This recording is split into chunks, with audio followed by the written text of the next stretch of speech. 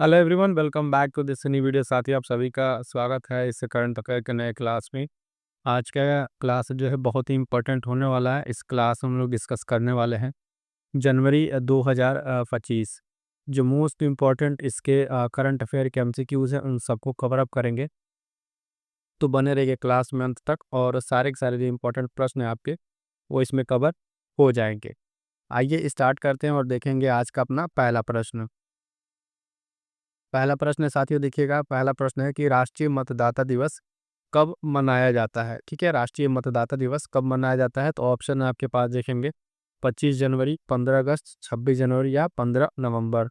फटाफट से इसका आंसर बताइएगा। इसका जो सही उत्तर हो जाएगा वो हो जाएगा ऑप्शन ए 25 जनवरी। ठीक है, ये सही उत्तर हो जाएगा। राष्ट्रीय मतदाता दिवस कब मनाया जाता है? 25 जनवरी को। ठीक है, इंपॉर्टेंट रहेगा। आगे बढ़ेंगे, देखेंगे अगला प्रश्न। अगला प्रश्न कह रहा है प्रश्न संख्या 2। ठीक है, हाल ही में संयुक्त राज्य अमेरिका ने सीबीडीसी पर प्रतिबंध लगा दिया है। ठीक है, तो ये चर्चा में जो था सीबीडीसी है ना, ये क्या है? तो ऑप्शन ए कह रहा है कि केंद्र सरकार द्वारा जारी किया गया डिजिटल शेयर है ना, केंद्रीय बैंक द्वारा जारी किया गया डिजिटल मुद्रा, या फिर वाणिज्यिक बैंकों द्वारा जारी किया गया ई वॉलेट, या फिर ऑप्शन डी कह रहा है कि अंतर्राष्ट्रीय मुद्रा कोष द्वारा जारी किया गया डिजिटल मुद्रा। तो प्रश्न संख्या 2 का जो सही उत्तर हो जाएगा साथियों, ध्यान दीजिएगा, वो हो जाएगा ऑप्शन बी, ये केंद्रीय बैंक द्वारा जारी किया गया एक डिजिटल मुद्रा था। ठीक है, तो सीबीडीसी जो है केंद्रीय बैंक द्वारा जारी किया गया क्या है? ये एक डिजिटल मुद्रा है। तो क्या बी इसका सही उत्तर हो जाएगा? आगे बढ़े, देखेंगे अगला प्रश्न। प्रश्न संख्या 3 क्या कह रहा है कि हाल ही में राजकोषीय स्वास्थ्य सूचकांक, ठीक है, राजकोषीय स्वास्थ्य सूचकांक रिपोर्ट जारी किया गया है। इस रिपोर्ट में राज्यों के प्रदर्शन को किस आधार पर वर्गीकृत किया जाता है? यानी पूछ रहा है कि इसमें जो राजकोषीय स्वास्थ्य सूचकांक है इसमें किस आधार पर वर्गीकृत किया जाता है। प्रश्न के ऑप्शन को ध्यान से पढ़िएगा। पहला ऑप्शन कह रहा है कि राज्यों के आर्थिक विकास के स्तर के आधार पर, राज्यों के राजकोषीय स्थिति के आधार पर, या फिर सी कह रहा है राज्यों के जो राजस्व संग्रहण क्षमता है उसके आधार पर, या ऑप्शन डी उपरोक्त सभी। ठीक है, ऑप्शन डी क्या है? उपरोक्त सभी। तो ध्यान दीजिएगा, इसका जो सही उत्तर हो जाएगा वो होगा आपका ऑप्शन बी। ठीक है, राज्यों के राजकोषीय स्थिति के आधार पर जो है इसको बनाया जाता है। ठीक है, इसके प्रदर्शन के आधार पर इसको वर्गीकृत किया जाता है। क्लियर है? आगे बढ़ेंगे, देखेंगे अगला प्रश्न। प्रश्न संख्या 4 क्या कह रहा है? हाल ही में भारत के कौन से औद्योगिक क्लस्टर हाल ही में डब्ल्यूईएफ पहल में शामिल हुए हैं? तो ऑप्शन है आपके पास ए गाजियाबाद, वडोदरा, कोलकाता, हैदराबाद। बी देखिएगा गोपालपुर, काकीनाडा, मुंबई, केरल और हाइड्रोजन वैली जो है, ठीक है, मुद्रा। जयपुर, भोपाल, नागपुर, चेन्नई और रांची, जमशेदपुर, लखनऊ, पटना, इसमें से कौन सा क्लस्टर है जो इसमें शामिल हुआ है? प्रश्न संख्या 4 का जो सही उत्तर हो जाएगा वो दिखेगा ऑप्शन बी। ठीक है, भोपालपुर, काकी नाडा, मुंबई, केरल, हाइड्रोजन वैली। ठीक है, ये सब सारे के सारे इसके क्या हो जाएंगे? सही उत्तर हो जाएगा। आगे बढ़ेंगे, देखेंगे फटाफट से अगला प्रश्न। 5 नंबर क्या कह रहा है? हाल ही में चर्चा में रहा किस्वा। ठीक है, ये क्या है? अभी चर्चा में था। ठीक है, तो ऑप्शन देखिए, कह रहा है कि मक्का में जो काबा को ढकने वाला कपड़ा इस्लामी कला का एक रूप। ऑप्शन सी क्या बताया जा रहा है कि हज यात्रा के दौरान पहना जाने वाला कोई एक वस्त्र है या कुरान की एक आयत है। तो इसका जो सही उत्तर हो जाएगा है ना, ये होगा ऑप्शन ए। ये मक्का में जो है काबा को ढकने वाला कपड़ा होता है, उसका नाम एक अलग स्पेसिफिक नेम है, क्या है? किस्वा इसका नाम है। ठीक है, चलिए आगे बढ़ेंगे, देखेंगे अगला प्रश्न। प्रश्न संख्या 6, हाल ही में चर्चा में रहे राष्ट्रीय आदिवासी स्वास्थ्य सम्मेलन का आयोजन किस मंत्रालय द्वारा किया गया है? ठीक है, किस मंत्रालय द्वारा किया गया है? तो ऑप्शन है गृह मंत्रालय, शिक्षा मंत्रालय, आदिवासी कार्य मंत्रालय, स्वास्थ्य और परिवार कल्याण मंत्रालय। इसका जो सही उत्तर हो जाएगा वो क्या होगा? प्रश्न संख्या 6, फटाफट से आंसर करेंगे, होगा सी, आदिवासी कार्य मंत्रालय के द्वारा। सिंपल सी बात है, राष्ट्रीय आदिवासी स्वास्थ्य सम्मेलन का आयोजन जो है इस मंत्रालय के द्वारा, तो आदिवासी कार्य मंत्रालय के द्वारा।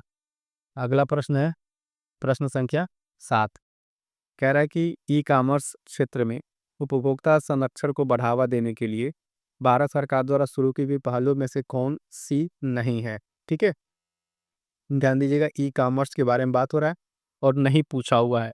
ऑप्शन है आपके पास डिजिटल इंडिया कार्यक्रम, वस्तु एवं सेवा का जीएसटी ढांचा, सरकारी e marketplace, open network for digital commerce. ठीक है, तो इसका जो सही उत्तर हो जाएगा वो क्या हो जाएगा, प्रश्न संख्या 7 का ऑप्शन डी। ठीक है, open network for digital commerce जो है इस पहल द्वारा शुरू किया गया ये पहल नहीं है। क्या है, इस पहल के द्वारा शुरू किया गया नहीं है, तो ऑप्शन डी क्या हो जाएगा यहाँ पर सही उत्तर हो जाएगा। अगला प्रश्न एक छोटा सा प्रश्न है कि भारत में 5G सब्सक्राइबर की संख्या विश्व में कौन सा स्थान पर है, पहला, दूसरा, तीसरा या चौथा, फटाक से बताइए इसका आंसर कौन सा होगा। तो प्रश्न संख्या 8 का जो सही उत्तर हो जाएगा ऑप्शन डी। ठीक है, कमेंट करके बताइएगा पहले पर कौन है। ठीक है, पहले पर कौन है 5G सब्सक्राइबर की संख्या के मामले में विश्व में पहले पर कौन है, ये बात कमेंट करके आप बताएंगे। ठीक है, यहाँ पे भारत कौन सा स्थान पर है, दूसरे स्थान पर है, ध्यान रखिएगा।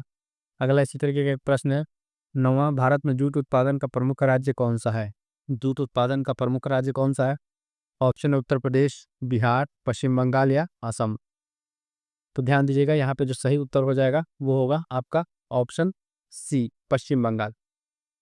पश्चिम बंगाल क्या है साथियों, भारत में जूट उत्पादन का क्या है, जूट उत्पादन का एक प्रमुख राज्य है पश्चिम बंगाल। अगला प्रश्न संख्या 10, हाल ही में चर्चा में रहा मन्नान समुदाय जो है मुख्य रूप से किस राज्य में निवास करता है, केरल, मध्य प्रदेश, असम या राजस्थान। चारों ऑप्शन आपके सामने है, फटाक से आंसर बताइएगा प्रश्न संख्या 10 का क्या आंसर होगा। तो ये होगा ऑप्शन ए, केरल। ठीक है, मन्नान समुदाय कहाँ से संबंधित है, ये केरल से संबंधित है। अगला प्रश्न संख्या 11, 11 क्या कह रहा है, भारत और सिंगापुर के बीच कौन सी प्रमुख नौसेना अभ्यास आयोजित की जाती है। भारत और सिंगापुर के बीच कौन सी प्रमुख नौसेना अभ्यास आयोजित की जाती है, वज्र प्रहार, सिम्बैक्स, गरुड़ शक्ति, पराक्रम। ठीक है, ये 4 है भारत और सिंगापुर के बीच में बात किया जा रहा है, प्रश्न संख्या 11। सो ध्यान दीजिएगा ये ऑप्शन बी सिम्बैक्स। ठीक है, सिम्बैक्स ये आपका यहाँ पे इंपॉर्टेंट हो जाएगा। ये जो है साथियों क्लास जो है आपके इम्पॉर्टेंट जो है एमसीक्यू की क्लास है। ठीक है, जो मंथली करंट अफेयर के बेस पर है। बाकी डिटेल क्लास के लिए जो मैगजीन कराई जाती है ना, उसमें आपको डिटेल में बताया जाता है सारा का सारा पॉइंट, वो क्लास आप जरूर देखिएगा। यहाँ पे आपको एक टेस्ट के रूप में सारी चीज़ें देखने को मिलती हैं। प्रश्न संख्या 12 क्या है, हाल ही में चर्चा में रही सप्लाई स्लाइड, सप्लाई साइड जो है नीतियाँ का मुख्य उद्देश्य क्या है। जिसका मुख्य उद्देश्य क्या है साथियों, तो देखिएगा ऑप्शन ए कह रहा है मांग को बढ़ाकर आर्थिक वृद्धि करना, आपूर्ति बढ़ाकर आर्थिक वृद्धि करना, या फिर मुद्रा की जो आपूर्ति बढ़ाकर आर्थिक वृद्धि करना, और चौथा सरकारी खर्च बढ़ाकर आर्थिक वृद्धि करना। तो इसका सही ऑप्शन जो कौन सा बनेगा, प्रश्न संख्या 12, जिसका होगा ऑप्शन बी, आपूर्ति बढ़ाकर जो है आर्थिक वृद्धि करना जो है इससे सप्लाई साइड पॉलिसी का क्या है मुख्य उद्देश्य होता है। आगे बढ़े, अगला प्रश्न 13 नंबर, हाल ही में चर्चा में रहे आईएनएस सूरत किस श्रेणी का जहाज है। तो ऑप्शन ए कह रहा है फ्रिगेट, पनडुब्बी, विध्वंसक पोत, एयरक्राफ्ट कैरियर। क्या होगा, आईएनएस सूरत के बारे में आपको बताया था, प्रश्न संख्या 13। तो ये क्या है, एक विध्वंसक पोत है, ऑप्शन सी सही उत्तर हो जाएगा। क्या होगा, ऑप्शन सी इसका जो है सही उत्तर हो जाएगा। आईएनएस सूरत जो है ये विध्वंसक पोत है और ये इंपॉर्टेंट रहेगा, ध्यान दीजिएगा, इस तरह के प्रश्न आपको देखने को मिलेंगे। अगला प्रश्न कह रहा है साथ ही प्रश्न संख्या 14 नंबर, हाल ही में चर्चा में रहे चीतल कहाँ पाए जाते हैं। तो ये चीतल जो है केवल हिमालय क्षेत्र में बता रहा है। ऑप्शन बी कह रहा है भारतीय उपमहाद्वीप और दक्षिण पूर्व एशिया, केवल अफ्रीका में, केवल अमेरिका में। ठीक है, सही ऑप्शन बताइएगा प्रश्न संख्या 14 का देखेंगे, इसका सही उत्तर क्या हो जाएगा, तो ऑप्शन बी। ठीक है, भारतीय उपमहाद्वीप और दक्षिण पूर्व एशिया में। कई बार हमने आपको करंट अफेयर वाली क्लास में बताया भी था कि जब भी कुछ आपको एकदम से नहीं आ रहा है तो ध्यान दीजिएगा जो सबसे बड़ा ऑप्शन रहता है ना, और थोड़ा-सा बहुत अलग नाम हो, वही जनरली आंसर सही होता है। जो परीक्षा की दृष्टि से मैं बात कर रहा हूँ, तो ये पॉइंट ध्यान रखिएगा, है ना? तो उस तरह का ऑप्शन आए तो जनरली वो आंसर सही होता है। आगे बढ़ेंगे, प्रश्न संख्या 15, भारत बांग्लादेश सीमा की सुरक्षा के लिए कौन-सा सैन्य बल जिम्मेदार है? भारत और बांग्लादेश सीमा की सुरक्षा के लिए कौन-सा सैन्य बल जिम्मेदार है? तो ऑप्शन ए है कि सीमा सुरक्षा बल, भारतीय सेना, रेलवे सुरक्षा बल या केंद्रीय रिजर्व पुलिस बल। तो इसका जो सही उत्तर हो जाएगा साथियों, ध्यान दीजिएगा, वो होगा ऑप्शन ए, सीमा सुरक्षा बल। ठीक है, जो सीमा सुरक्षा कौन करेगा, तो सीमा सुरक्षा बल वाली ये फोर्स है वही करेगी। और भारत बांग्लादेश की बात आती है कि बॉर्डर पे ये क्या करेगी, ये सुरक्षा देगी ये सेना। ठीक, आगे बढ़ेंगे, देखेंगे अगला प्रश्न संख्या 16, कह रहा है कि हाल ही में चर्चा में रहे INR कनेक्ट जो है प्लेटफॉर्म का उद्देश्य क्या है। ठीक है, तो इसका उद्देश्य क्या है, तो ध्यान दीजिएगा। ऑप्शन ए कह रहा है रबर की कीमतों में स्थिरता लाना, रबर उत्पादकों का विज्ञापन करना, या फिर रबर उत्पादकों और उपयोगकर्ताओं को जोड़ना। डी कह रहा है कि रबर के कृत्रिम उत्पादकों का प्रचार करना। तो ये कनेक्ट का जो मामला है प्लेटफॉर्म, इसका उद्देश्य क्या है, चर्चा में था। प्रश्न संख्या 16। तो जो आप कनेक्ट से ही अगर कनेक्ट पा रहे हैं तो ये रबर उत्पादकों और उपयोगकर्ताओं को जोड़ने की बात करेगा। कौन सा, आईनाथ जो है कनेक्ट प्लेटफॉर्म। ठीक है, तो ये रबर उत्पादक और जिसको उपयोग करता है उन दोनों को आपस में कनेक्ट करेगा। अगला प्रश्न संख्या 17 क्या कह रहा है कि किस संस्था की सिफारिश पर लोकपाल का गठन किया गया था। तो पहला ऑप्शन है योजना आयोग, है ना, प्रथम प्रशासनिक सुधार आयोग, नीति आयोग, या फिर संसद का संयुक्त समिति। तो इसका आप उत्तर दीजिएगा। लोकपाल का जो गठन है किस कमेटी के रिकमेंडेशन पे, किसके सिफारिश पे किया गया था, मतलब, है ना। प्रश्न संख्या 17, तो ये होगा प्रथम प्रशासनिक सुधार आयोग जो है, बी इसका सही उत्तर हो जाएगा। इसके जो है सिफारिश पे इसको गठन किया गया था। आगे बढ़ेंगे, अगला प्रश्न, प्रश्न संख्या 18। दक्षिण कोरिया में हाल ही में हुए राजनीतिक संकट का मुख्य कारण क्या था। दक्षिण कोरिया में जो इस तरह का डिसबैलेंस हुआ था पॉलिटिकल, उसका कारण क्या है। तो ऑप्शन ए कह रहा है कि भ्रष्टाचार के आरोपों में वृद्धि, राष्ट्रपति द्वारा मार्शल लॉ लागू करना, आर्थिक मंदी, या संसद का भंग होना। तो साथियों ध्यान दीजिएगा, इसका जो सही उत्तर हो जाएगा प्रश्न संख्या 18, वो ऑप्शन बी, राष्ट्रपति द्वारा मार्शल लॉ लागू करना। ठीक है, ये क्राइसिस का वहाँ पे कारण बना था, कहाँ पे, दक्षिण कोरिया में। ध्यान रखिएगा। आगे बढ़ेंगे, देखेंगे अगला प्रश्न, प्रश्न संख्या 19। नेशनल ब्रॉडबैंड मिशन 2.0 2030 तक राष्ट्रीय औसत फिक्स्ड ब्रॉडबैंड डाउनलोड गति को किस सीमा तक बढ़ाने का लक्ष्य रखता है। ठीक है, किस सीमा तक बढ़ाने का लक्ष्य रखता है। तो 10 Mbps, 20 Mbps, या 50, या कम से कम 100 Mbps की बात करेगा। तो इसका सही उत्तर क्या हो जाएगा, खटापट से बताइएगा। प्रश्न संख्या 19, इसका जो सही उत्तर हो जाएगा वो ऑप्शन डी है। कम से कम जो है 100 Mbps करने की बात करता है ये, है ना। और ये 2030 तक की राष्ट्रीय औसत फिक्स ब्रॉडबैंड को डाउनलोडिंग गति के यहाँ तक पहुँचाने की बात करेगा, नेशनल ब्रॉडबैंड मिशन 2.0। अगला प्रश्न संख्या 20। हाल ही में चर्चा में रहा रबर बोर्ड ऑफ इंडिया किस मंत्रालय का अधीन कार्य करता है। तो रबर बोर्ड ऑफ इंडिया किस मंत्रालय का अधीन काम करेगा। तो देखिएगा, ऑप्शन है कृषि और किसान कल्याण मंत्रालय, वाणिज्य और उद्योग मंत्रालय, पर्यावरण वन जलवायु परिवर्तन मंत्रालय, और यह एक स्वायत्त बोर्ड है। तो ध्यान दीजिएगा रबर बोर्ड के बारे में। प्रश्न संख्या 20 जो है इसका सही उत्तर हो जाएगा ऑप्शन बी, है ना, वाणिज्य और उद्योग मंत्रालय का अधीन ये काम करेगा। किसका अधीन, वाणिज्य और उद्योग मंत्रालय का अधीन काम करेगा। ठीक, आगे बढ़ेंगे, अगला प्रश्न देखिए, प्रश्न संख्या 21। हाल ही में किस महाद्वीपीय बैलिस्टिक मिसाइल को तैनात करने की योजना बना रहा है। कौन, तो रूस। अभी जो है रूस जो है, तो ऑप्शन ए है टोपोल M, है ना, RS-28 सरमात, यार्स, या वोल्गा 25 एपेक्स। कि ये रूस के द्वारा तैनात किया जा रहा है हाल फिलहाल में, है ना। ये क्या है, तो बैलिस्टिक मिसाइल है।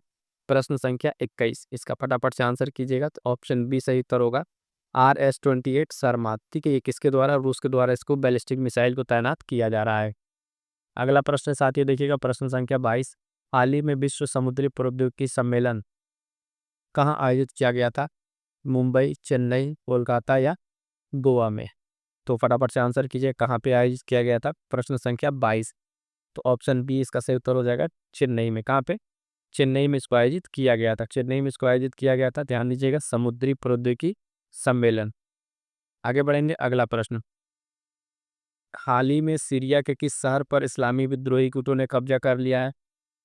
ये भी चर्चा में था, वर्ल्ड मैपिंग के थ्रू आप इसको कर सकते हैं, है ना। तो दमिश्क, होम्स, है ना, अलेप्पो, या लाटकिया, 4 जगह के नाम है। इसको ध्यान दीजिए, इसमें किस जगह पर यहाँ पे कब्जा हुआ है। तो प्रश्न संख्या 23, इसका जो सही उत्तर हो जाएगा अलेप्पो। ठीक है, ऑप्शन सी इसका सही उत्तर होगा। यहाँ पर जो इस्लामी विद्रोही गुटों ने क्या कर लिया है, कब्जा कर लिया है। आगे बढ़ेंगे, देखेंगे अगला प्रश्न संख्या 24। पुरुष जो है जूनियर एशिया कप जो है हाल का 2024 का खिताब किसने जीता है। ऑप्शन आपके पास पाकिस्तान, भारत, मलेशिया, या जापान। साथियों ध्यान दीजिएगा, इसको किसने जीता है। तो प्रश्न संख्या 24 का होगा, सही उत्तर हो जाएगा ऑप्शन बी, भारत ने। किसने, अपने भारत ने इसको जीत लिया है। तो ये पॉइंट आपको ध्यान में रखना है। आगे बढ़ेंगे, देखेंगे अगला प्रश्न संख्या 25। कह रहा है कि हाल ही में किस प्रोटीन को मलेरिया और कोविड-19 जैसी बीमारियों में महत्वपूर्ण कारक के रूप में पहचाना गया है। ठीक है, किसान प्रोटीन की बात कर रहा है और बीमारी देख लीजिएगा मलेरिया और कोविड-19 के बारे में बात कर रहा है। ऑप्शन है HIV प्रोटीन, है ना, HSP17 प्रोटीन और इन्फ्लुएंजा प्रोटीन, एंटीबॉडी प्रोटीन। इसमें कौन सा इसका सही उत्तर होगा? प्रश्न संख्या जो है आपका 25। तो इसका जो सही उत्तर हो जाएगा, अगर आप देखें, है ना, HSP जो 70 प्रोटीन है, ये इसके बारे में यहाँ पे बात की जा रही है। ये एक महत्वपूर्ण कारक बन के निकला है यहाँ पे। ठीक, आगे बढ़ेंगे, देखेंगे अगला प्रश्न संख्या 26। गूगल के नवीनतम क्वांट प्रोसेसर का नाम क्या है? गूगल के नवीनतम क्वांटम जो प्रोसेसर, उसका नाम क्या है? तो सीरी, एलेक्सा, बीलो या कार्टाना। ठीक है, क्या नाम है इसका? कार्टाना है या फिर इसमें क्या है? तो प्रश्न संख्या 26, इसका सही उत्तर हो जाएगा ऑप्शन सी, विलो। ठीक है, 20 का सही उत्तर हो जाएगा। गूगल के नवीनतम क्वांटम प्रोसेसर का ये नाम है। अगला प्रश्न के 27। न्यू ग्लेन रॉकेट किस कंपनी द्वारा विकसित किया गया है? फटाक से आंसर कीजिएगा। SpaceX, Blue Origin, Virgin Galactic, United Launch Alliance के द्वारा। किसमें चारों ऑप्शन में से कौन सा सही होगा? प्रश्न संख्या 27। तो ऑप्शन 20 का सही उत्तर होगा ब्लू ओरिजिन। ठीक है, ब्लू ओरिजिन जो है न्यू रॉकेट, जो ग्लेन रॉकेट है, इसके द्वारा विकसित किया गया है। क्लियर है यहाँ तक? चलिए आगे बढ़ेंगे, देखेंगे अगला प्रश्न संख्या 28। कन्याकुमारी में निर्मित भारत के पहले समुद्री कांच के पुल का नाम क्या है? कन्याकुमारी में निर्मित भारत के पहले समुद्री कांच के पुल का नाम क्या है? तो Vivekananda rock memorial bridge, Tiruvallur मूर्ति bridge, Kanyakumari sea bridge, Vivekananda Tiruvallur सेतु। ये 4 नाम है आपके सामने, बताइए क्या इसका सही उत्तर होगा? प्रश्न संख्या 28। तो इस जो ब्रिज का समुद्री कांच ब्रिज है, इसका नाम है Kanyakumari sea bridge. Option C यहाँ पर सही उत्तर हो जाएगा। ठीक है, चलिए आगे बढ़ेंगे, देखेंगे अगला प्रश्न। अगला प्रश्न कह रहा है इसी तरीके से कि भारत का जो सकल गैर निष्पादित जो हस्ती है GNPA, इसका अनुपात कितना है?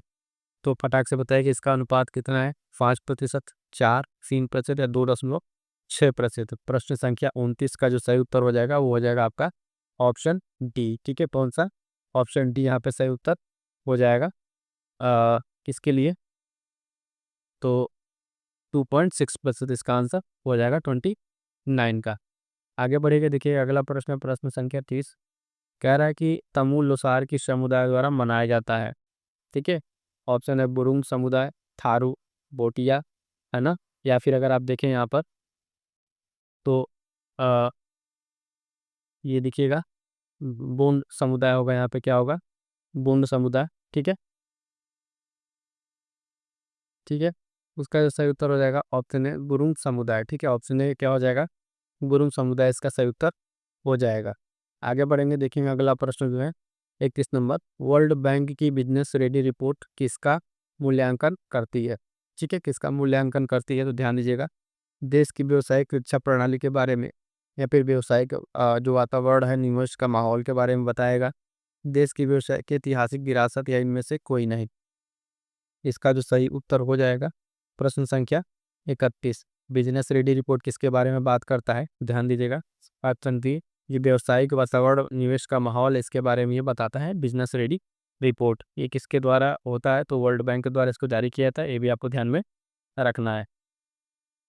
अगला प्रश्न है 32 नंबर। शॉक वेव आधारित सुई रहित जो सिरिंज किस सिद्धांत पर काम करती है? ठीक है, रासायनिक प्रतिक्रिया, ध्वनि तरंगों का उपयोग, चुंबकीय बल या लेजर तकनीक।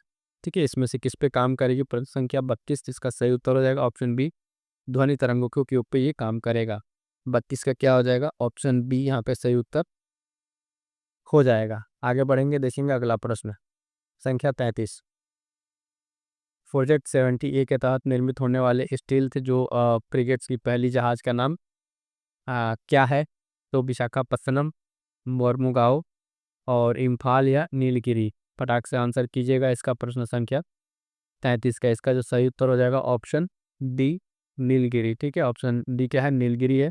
ये प्रोजेक्ट 70A के तहत जो है पहली जहाज स्टील की बनी है, इसका नाम नीलगिरी। 33 का आपका कौन सा हो जाएगा? Option D. अगला प्रश्न है 34 नंबर। पूरक अनुदान की मांग कब प्रस्तुत की जाती है ना? तो बजट सत्र के दौरान, संसद के किसी भी सत्र के दौरान, केवल मानसून बजट में, या फिर बजट सत्र के बाद। इसका क्या आंसर होगा, सही आंसर होगा पूरक अनुदान की बात कर रहे हैं। प्रश्न संख्या 34 तो ये होता है बजट सत्र के दौरान। ऑप्शन ए यहाँ पे सही उत्तर हो जाएगा, बजट सत्र के दौरान इसको जो है प्रस्तुत की जाती है। अगला प्रश्न है प्रश्न संख्या 35, जो शरत है इसका फुल नाम क्या है। SARAT का जो पूरा नाम क्या है ना। Search and rescue assistant tool. Option A कह रहा है research and research assistant team. B security and arm जो रिस्पॉन्स टीम है, satellite assisted rescue and tracking वाला मामला। तो 35 का जो सही उत्तर हो जाएगा वो क्या होगा, वो होगा आपका option A, search and rescue assistance tools. ठीक है, इसका पूरा नाम क्या है, इंपॉर्टेंट रहेगा, कई बार चर्चा में रहता है तो पूछ लेता है नाम भी सीधे सीधे। अभी अगला प्रश्न है 36 नंबर। ठीक है, हाल ही में जो है स्वर्ण सियार जैव विविधता में इसकी भूमिका के लिए चर्चा में रहा। यह किस प्रकार के पारिस्थितिकी तंत्र को बनाए रखने में सहायक है।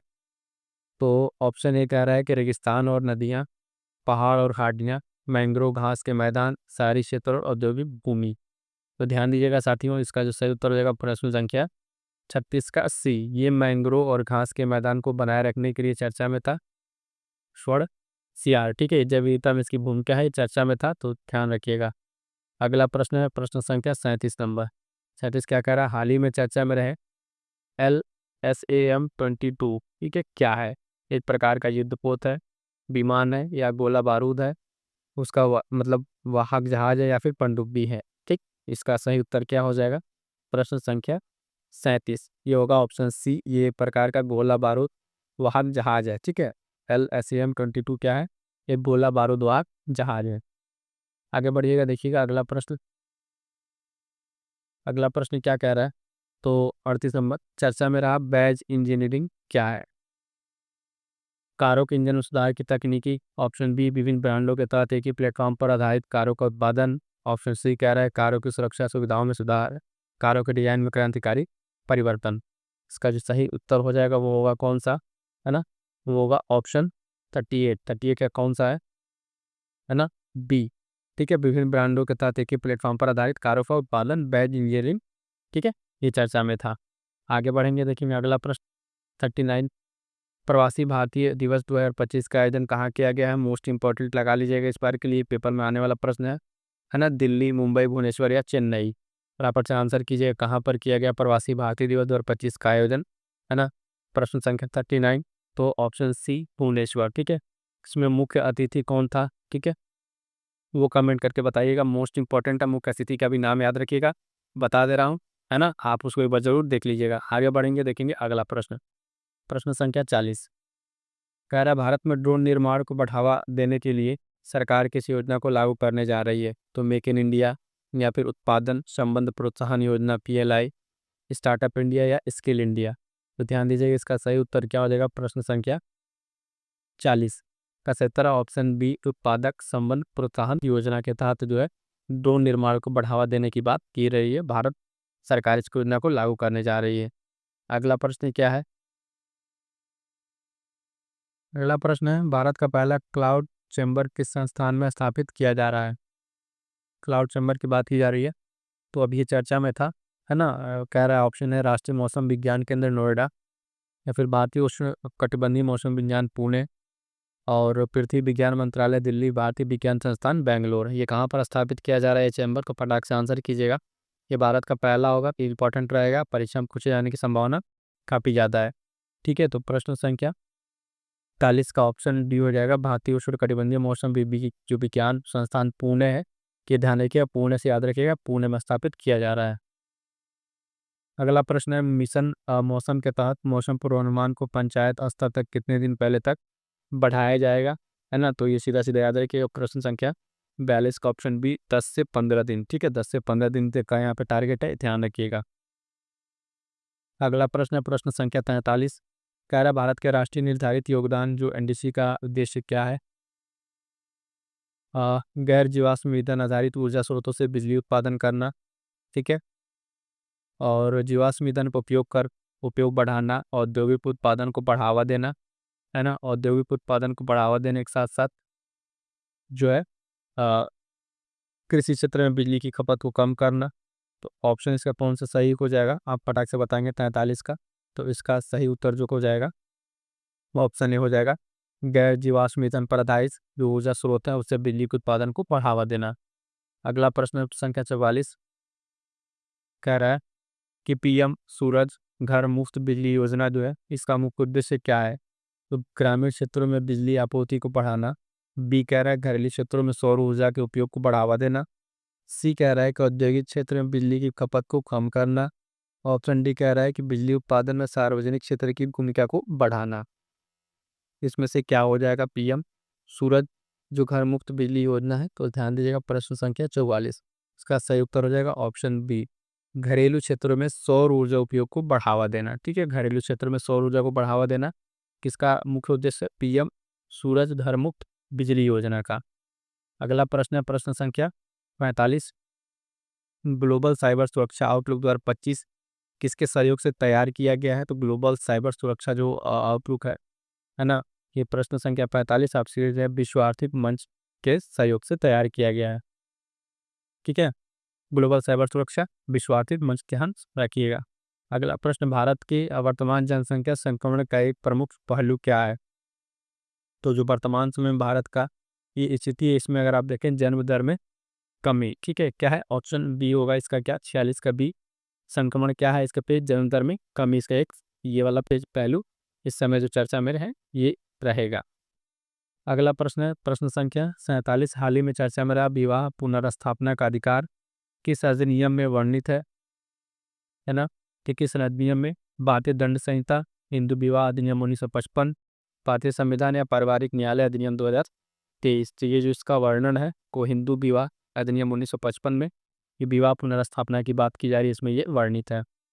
अगला प्रश्न क्या है कि नक्शा योजना किसके द्वारा शुरू किया गया है। ठीक है, नक्शा योजना किसके द्वारा, गृह मंत्रालय, नई और नवीकरणीय ऊर्जा मंत्रालय, आवास और शहरी विकास का जो मामलों का मंत्रालय, केंद्रीय प्रत्यक्ष कर बोर्ड। फटाक से आंसर कीजिएगा ये मंत्रालय किसके द्वारा स्टार्ट किया गया। प्रश्न संख्या 48, ये आवास और शहरी जो मामलों का मंत्रालय इसके द्वारा स्टार्ट किया गया। ऑप्शन सी क्या हो जाएगा यहाँ पे सही उत्तर हो जाएगा। ठीक है, आगे बढ़ेंगे देखेंगे अगला प्रश्न। अगला प्रश्न कह रहा है कि हाल ही में चर्चा में रहे कृषि समझौता ये वो किसका हिस्सा है, कि विश्व बैंक, अंतर्राष्ट्रीय मुद्रा कोष, या फिर सी कह रहा है विश्व व्यापार संगठन, खाद्य एवं कृषि संगठन। तो ध्यान दीजिएगा ये चर्चा में रहा है, इसका सही उत्तर हो जाएगा ऑप्शन सी, विश्व व्यापार संगठन। ठीक है, विश्व व्यापार संगठन जो कृषि समझौता है इसका ये हिस्सा है। अगला प्रश्न है प्रश्न संख्या 50, हाल ही में चर्चा में रहे जो एक रसेल आइंस्टीन घोषणा पत्र है ये इससे किससे संबंधित है। कौन सा है, रसेल आइंस्टीन घोषणा पत्र। रसेल जो है आइंस्टीन घोषणा पत्र जो है ये किससे संबंधित है। तो ध्यान दीजिएगा अंतरिक्ष अन्वेषण, पर्यावरण से, परमाणु निशस्त्रीकरण या मानवाधिकार को सुरक्षा करना किससे संबंधित है। खटाक से आंसर कीजिएगा प्रश्न संख्या 50। तो ये जो आपका संबंधित है ऑप्शन सी, परमाणु निशस्त्रीकरण से, किससे, परमाणु निशस्त्रीकरण से संबंधित है रसेल आइंस्टीन घोषणा पत्र। क्लियर है, यहाँ तक ध्यान दीजिएगा। कितने हो गए आपके 50 क्वेश्चन इंपॉर्टेंट प्रश्न यहाँ पे तक कंप्लीट होते हैं। ठीक है।